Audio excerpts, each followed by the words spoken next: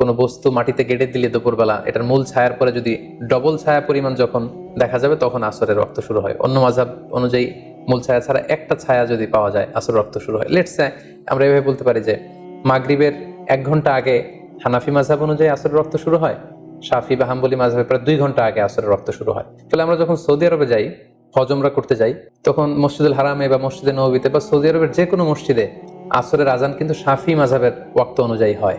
এবং শাফি মাযহাবের অভিমত অনুযায়ী যখন আসরের ওয়াক্ত হয়, আজান হওয়ার সাথে সাথে কিন্তু আমরা মসজিদে যে শাফি ওয়াক্তে আসরের সালাত করি, আমরা কিন্তু হানাফি ওয়াক্তে আসরের সালাত করি না। তাই বলে আমাদের ওই সালাত কাটা যাবে, ওই সালাত আদায় হবে না, এমনকি আমরা কখনো মনে করি আমরা হজের যে দীর্ঘ লম্বা সফর, তখন তো আমরা মসজিদে নববীতে বা মসজিদুল হারামে শাফি ওয়াক্তে আসরের নামাজ পড়ি। তার মানে এই শাফি ওয়াক্তে যে আসরের সালাত পড়ছি এর পেছনে শক্ত দলিল আছে, এবং দলিলের ভিত্তিতে আমাদের মাযহাবের বাইরে যে অন্য কোনো মাযহাবের কোনো অভিমত বা মতামত আমল করলে এতে আমাদের মাযহাব চলে যায় না।